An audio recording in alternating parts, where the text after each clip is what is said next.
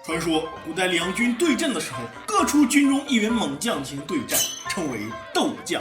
比如三英战吕布、温酒斩华雄等，都是家喻户晓的斗将故事。那么今天我们也来玩斗将，规则非常简单啊。人精兽矮四大种族出生在祝福大陆，为了生存，难免会发生一些小摩擦。那这个时候，双方就必须要派出自己的首都大将，在微笑山谷进行单人对决。那胜者将会获得永生，并给自己的国家带来咖啡雨。而咖啡的效果就是让人获得60秒的智力、攻速、移速、繁衍加持。话说咖啡为什么加繁衍呢？虽然只有60秒，但是效果极其夸张。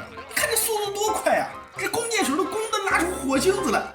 那么各位观众开始下注，精选出你最看好的种族。比赛现在开始。由于斗将成功之后啊，整个国家都能获得咖啡雨的加成，所以理论上来说，领土越大，咖啡雨的作用就越大。所以人类这把发展的很快，建造第一座分城仅用了9年，但其他3族分城建的也不慢。那我有分城，你也有分城，那我这分城岂不是白建了吗？既然如此，那又比谁先组建联盟吧。14年，人类寻找兽人结盟，人兽联盟即将成立。但精灵反手就要找矮人结盟，我结盟，你也结盟，那不如大家都不结盟。人类与精灵纷纷放弃了盟友，但是兽人和矮人就很不爽了。不是哥们儿，你俩是不是太拿自己当盘菜了？20年，兽矮联盟成立。这下情况不太妙啊。虽然兽矮联盟的人口并不多，但是论单体战斗力与防御力，他们绝对可以吊打人精两族。可以说人精两族现在就是砧板上的鱼肉啊，能否活下去全看兽矮联盟脸色。果然公元30年，矮人代表联盟宣战精灵，精灵处境十分危险，现在就只能看斗将了。首先是挑战方，矮人首都大将甘恩泰瑞，32岁，血量131，手持传说木棍。被挑战方，精灵首都大将赫莫尼龙，38岁，血量120，手持普通木棍。那么废话少说，第一次斗将现在开始。好的，战斗已经打响，双方都非常的刚，直接硬碰硬，没有一点花里胡哨的东西，真的男人就是干。双方都打出了气势打出了风采。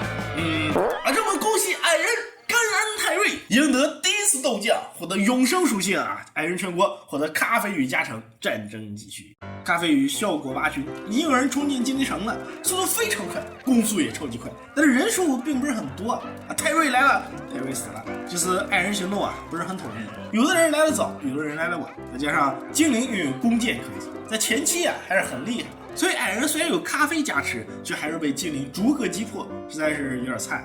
还好矮人有盟友兽人就在全力进攻精灵西部，他们没有咖啡，也不需要咖啡，因为兽人前期是最强的，精灵有些挡不住了。但就在这时，人类雪中送炭，向兽人宣战。斗将开始，人类派出了首都大将屈红庆，血量100，兽人派出的也是首都大将赫连山姆，但此人刚从精兽战场上退下来，血量仅有50。好的，战斗开始，山姆先手干掉一个螃蟹，而你来我。这个血量果然还是差太多了。恭喜屈红庆获得永生，人类帝国获得咖啡雨。很明显，人类也拥有了弓箭，再加上咖啡加持，我天，画面太残暴了。兽人先锋转瞬即逝，屈红庆带领军队身先士卒，杀入兽人领土，但是咖啡加持突然就没了，人类优势不在，屈红庆战死，人兽战争进入相持阶段。战争好像进入到某种平衡之中，精灵跟矮人打，人类跟兽人打，不过人类打兽人，真的假的？就在这时，兽矮联盟突然决定与精灵谈和，人类悬着的心彻底死了，单挑直接变群殴了。那好在人类分成是最多的，之前又被咖啡加持过，经过一段科技与人口爆炸。虽说打仗暂时不缺人，但是前线依然非常吃紧。转眼间20年过去了，矮人开始从东部进攻，人类防御逐渐出现空缺，真的快顶不住了。好在精灵终于要出手了，经过20年的恢复，精灵已经是全盛形态了。曾经人类将他从联盟手中救下，现在轮到他救人类了。63年，精灵宣战矮人，斗将开始。首先是挑战方，精灵首都大将灼杀多里维亚，而矮人首都大将刚刚战死。作为替代，让我们有请首都村长甘恩冈兰迪是第一任赢家甘恩泰瑞的后人，血量230，手持传说木剑，战斗开始。不愧是精灵，手长就是有优势，但弓箭手最怕的就是近身的。哇，3刀，仅用3刀便斩杀了精灵选手，恭喜甘恩冈兰迪获得永生，为自己的国家赢得咖啡雨。但是很可惜，矮人的咖啡雨啊，这次又白用了。由于长期与人类交战，矮人国内的士兵啊并不多，面对多年谋划、装备精良的精灵大军，矮人幸运而力不足啊，被精灵突破防御。要怪只能怪矮人的战略眼光太差了。这时，一位矮人战士冲出国门，在队友的掩护下拼命挥舞手中的火焰法杖，他太强了，仅凭一根法杖便击退了精灵军队，让其后撤到中央山脉，最后光荣战死。因为他，精灵被迫改变路线，前往兽人地，让本就不富裕的兽人雪上加霜。好在人类不想打了啊！都从37年打到77年了，真的打够了。人类与联盟谈和，留下精灵独自面对兽矮联盟，这是风水轮流转的。但现在兽矮联盟人口不到200，精灵打起来还是很轻松的。81年，矮人分城全部被毁，精灵开始进攻矮人首都，甘恩冈兰迪英勇作战，却无济于事。毕竟他除了永生啊，跟普通的士兵也没有什么区别。矮人即将灭亡，但精灵却突然撤兵，并与兽矮联盟谈和。原来是人类要宣战了。考虑到人类人口比自己还多200，一副狗大户的样子，精灵不得不防啊。果然，86年，人类宣战精灵，斗将开始。因为人类首都大将不知道去哪儿了，所以他们派出了首都村长103岁的陈思飞出战。而精灵则派出首都大将30岁的伊赫琼伊斯100岁老人大战年轻小伙。现在开始，双方呢都是弓箭手。我操，结束了！这就是100岁老人的含金量吗？恭喜陈思飞获得永生属性，并与人类帝国赢得了咖啡雨。那这下精灵不就记了吗？本来人口就处于劣势，那现在对手又被咖啡加持，分城被接连摧毁，精灵所有的努力啊均化为泡影。仅仅3年之后，人口便消失了一半。可偏偏这时，矮人再次代表兽矮联盟宣战精灵，斗将开始。首先有请挑战方矮人首都大将甘恩奥，年龄26岁，手持传说木锤，这已经是甘恩家族第3次参战，希望他还能取得好成绩。然后是被挑战方精灵首都大将，好像挂了。那首都村长他还是个孩子呀，那不行，那没办法了。让我们有请赫莫伊奇，年龄28岁，手持传说木弓。废话少说，战斗开始。好的，由于有弓箭优势，精灵王先手进攻，但还是被矮人选手近身了啊！这是什么？我操！刚才发生什么？让我们再看一遍。双方先是正常肉搏，突然精灵王生了一个孩子，然后不知道从哪掏出一把木剑，终结了比赛。我尼玛，这什么呀？这是！但不管怎么说啊，恭喜精灵王赢得胜利，获得永生属性，全国获得咖啡雨加成。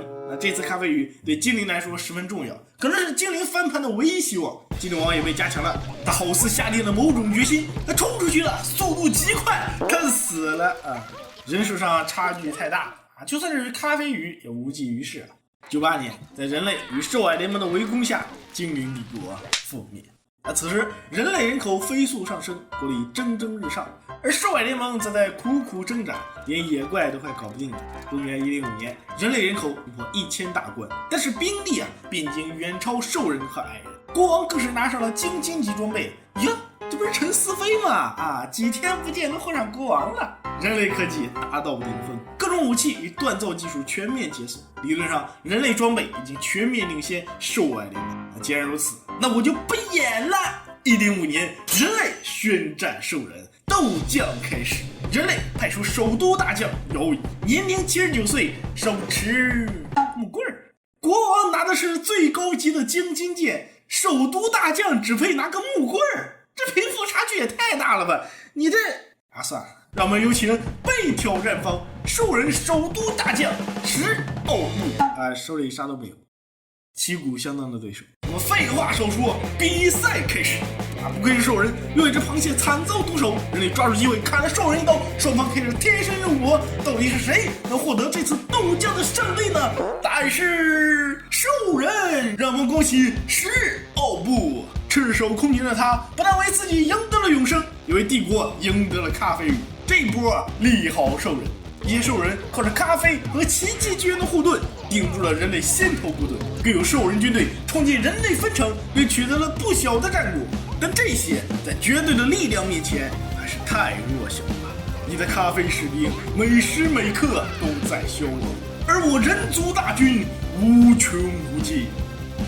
那不出意外的，613年，兽人灭亡，兽矮联盟解散，人类与矮人谈和，世界和平。618年，世界进入冰封纪元，此时人矮两国的差距已经是10倍了。虽然不想承认呢，但这场比赛已经毫无悬念。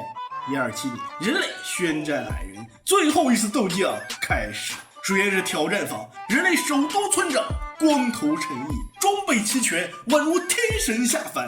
然后是被挑战方，矮人首都大将根恩莫克亚。